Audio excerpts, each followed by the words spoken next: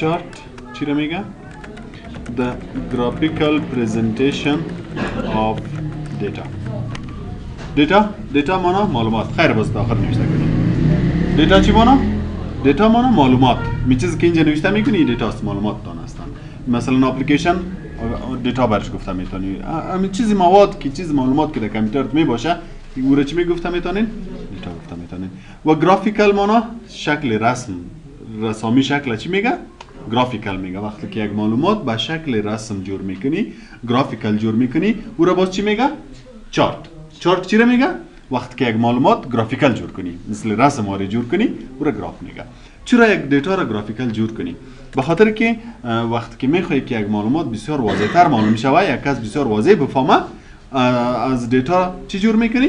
گراف جور میکنی. مثلا یک ریزالت است، شاگردان امتحان گرفتیم، حالا میخوای که معلوم کنی که کی زیاد نمره گرفته در کدام مضمون و کی کم نمره گرفته در کدام مضمون. اگه او به حساب اعداد نوشته می باشه، تو باید هر نام فعالی تو باش کی چند گرفته باشی چند گرفته، زیاد وقت میگیره.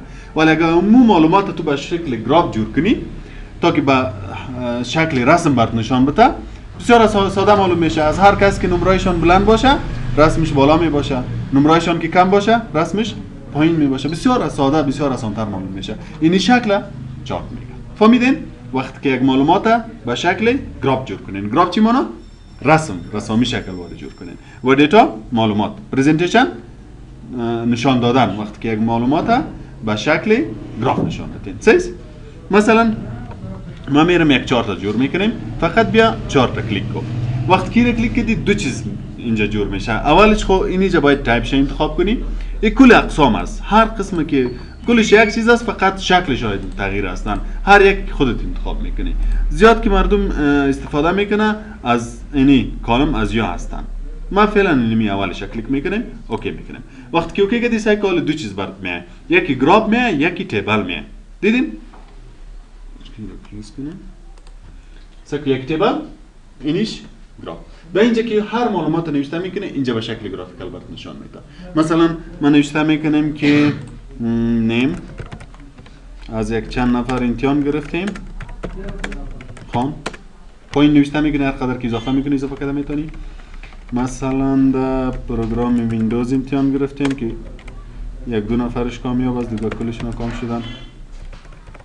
پروگرام اکسل و دیگه شما اگه اضافه میکنین اضافه کنین. اینجا نمرهش نوشته میکنه. مثلا در ویندوز علی 99 نمره گرفته، در ورد باز کم گرفته، مثلا 33 نمره گرفته و در 44. همین قسم هست هر یک. کمی زیاد نوشته کنم.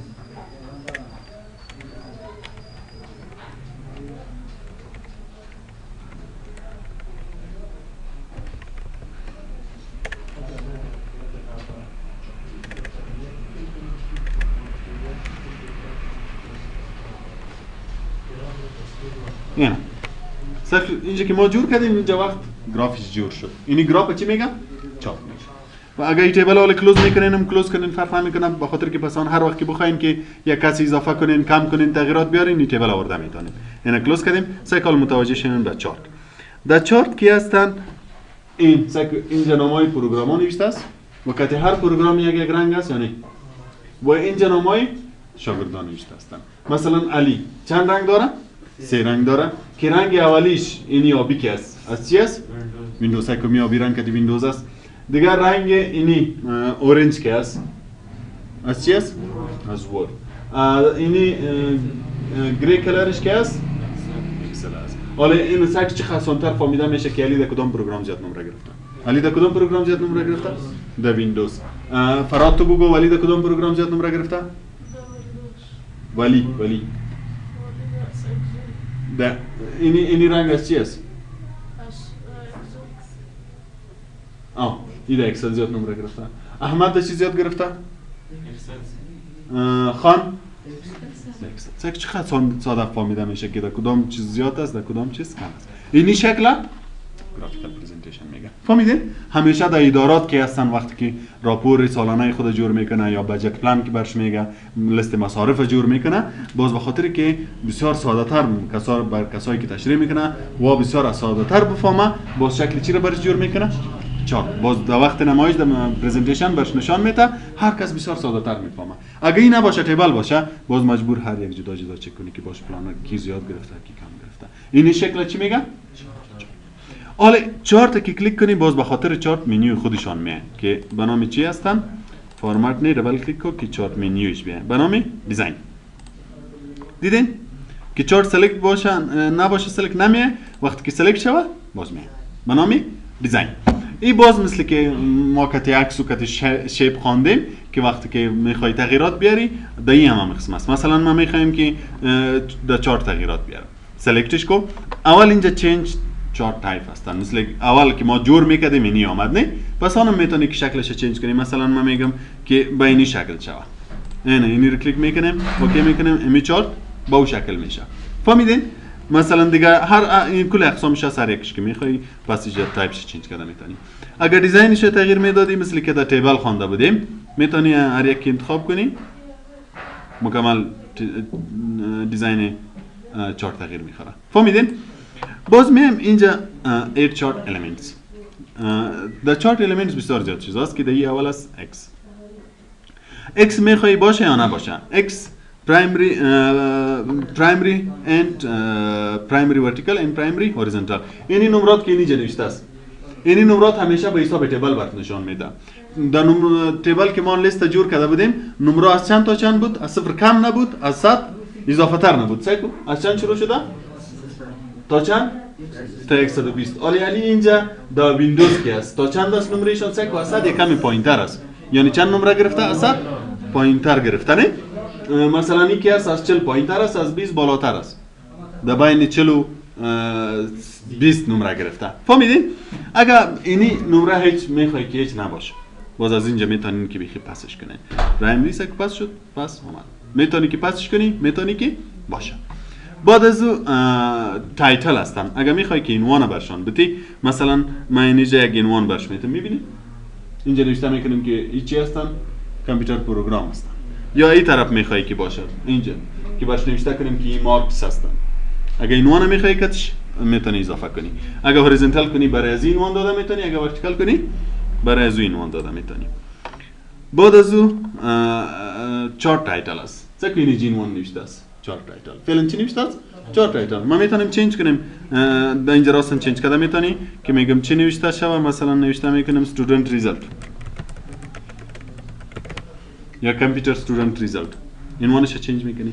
از اینجا میتونی که عنوان بخی پاس کنی که میگم عنوان H نباشه یا باشه یا یک کمی در مابین باشه که میتیبل یک کمی چارت یک کمی بالا شه واسه این داخل چارت باز میه. اگر اباو باشه بالای چارت میه، اگر سنتر اورلیک باشه باز داخل چارت میه. و اگه هیچ نمیخوای باز نه. بعد از دیتا لیبلز هستن. اگر میخوای که دیتا لیبل هم معلوم شه، مثل پیشتر گفتم که این نمره کی است چند است اینجا برات نشان میده. چند است؟ 99. از اینجا معلوم میشه که از 100 پایین تر است. اگر میخوای که همینجا کتشان نوشته شه که اینی 99 سینی 33 سینی 77 است، باز میتونی از دیتا لیبل استفاده کنی. فقط دیتا لیبل نم فعلا نیست. سنتر کلیک کنید در کجاش میه؟ نمابیناش میه. 33 44 88 است. اینی کل جایش است که در کجا باید باشه. اصلا کال در بالا آمد، در پایین آمد، بیرون آمد. این یارا دیتا لیبلز میگه که کجا باید بیه. مثلا من میگم که اینجا باشه. کال بیخی واضح‌تر میشه که اینجا نوشته است که علی در ویندوز زیاد نمره گرفته و چند است؟ 99. یارا دیتا لیبلز میگه. فهمیدی؟ بعد از ایرر بارز، اگر میخوای که ایرر بارز یک لاین کتش معلوم شه، سکی لاین های چواره کتش معلوم میشه، این یارا ایرر بارز میگه که برات نشان بده چه بالاست چه پایین است نمره و نشان پرسنتیج کتش نشان بده. ایرر بارز میگه. گرید لاینز این لاینا رو میگه. این لاینا رو میبینی؟ یارا چی میگه؟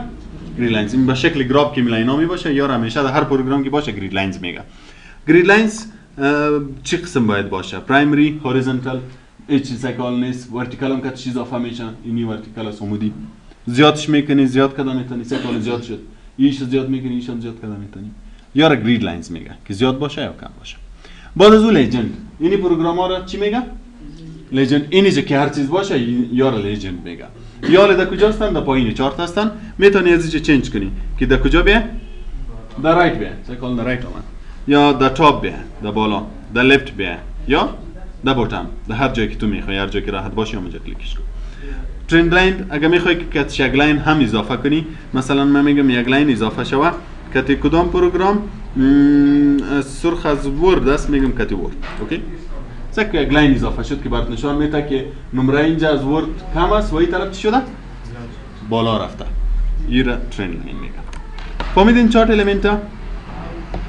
بعد از اون کویک لیاوت است. لیاوت چی مانا؟ شکل یا قواره. از اینجا میتونی که شکلایش باز تغییر بدی. دی بازش لیبل داره، بازش دیزاین داره که هر یکش انتخاب میکنی، از یام میتونی که انتخاب کنی. سکو مثلا نیر انتخاب میکنی، یعنی بیخی تیبل هم اینجا کاتش نشان میده. این کویک لیاوت میگه.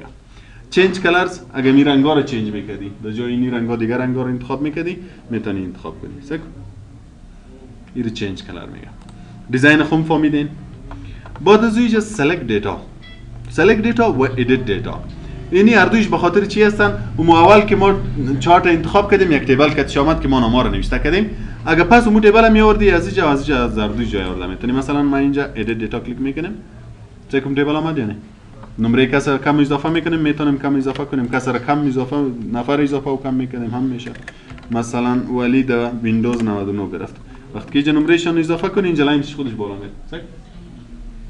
نفر اضافه میکنیم، اضافه کرده میتونی. پس آن اگه تغییرات میآوردی باز یا ایره کلیک میکنی یا اینی را سویچ یا این. از اینجا اکسل هم هست که ادیت دیتا این اکسل اگه کلیک کنی بیخی پروگرام اکسل آواز میکنه و تیبل در اونجا میاد. میبینین تیبل در کدام پروگرام برام آمد؟ در پروگرام اکسل. اگه اینجا ما تغییرات بیارم، مثلا از خانه در ورد 99 میکنم، وقتی که را کلوز کنم سایکولوژی چی میشه؟ از خان در ورد چند شد؟ چنج نشد؟ یا چنج شد؟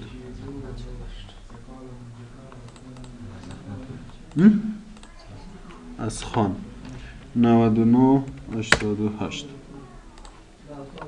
از خان چند شد؟ 88. فهمیدید؟ اینجا راست هم چنج کرده میتونین و در اکسل هم میتونین.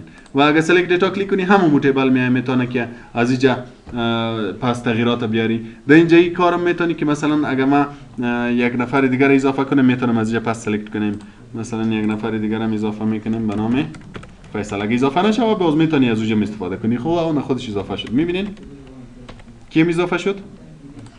فیصل هم اضافه شد. و اینجا سویچ دیتا هم میتونین اگه کلیک کنین. سعی کنین اینجا ما داریم سویچ کالم اند روز. چی مانا؟ این رقم پایین کنیم. سعی کنین اینجا نامای پروگرام ها نوشته است و در اینجا چی نوشته است؟ نامای استودنتس نوشته است. میتونی چنج کنی که نامای استودنتس اینجا نوشته شه و نامای پروگرام ها بر از نوشته شه. و باز اینجا سویچ کلیک میکنی، سویچ رو اند کالم. حالا اوکی کن. چک چی شد؟ نامای شاگرد اینجا نوشته شد و نامای پروگرام ها اینجا. حالا این پروگرام چند رنگ داره؟ 5. چرا 5؟ به خاطر که چند شاگرد داریم؟ 5 شاگرد داریم. از علی کدام رنگ است؟ آبی. در ویندوز آبی چند است؟ 99. با این معنی که علی در ویندوز چند نمره گرفته؟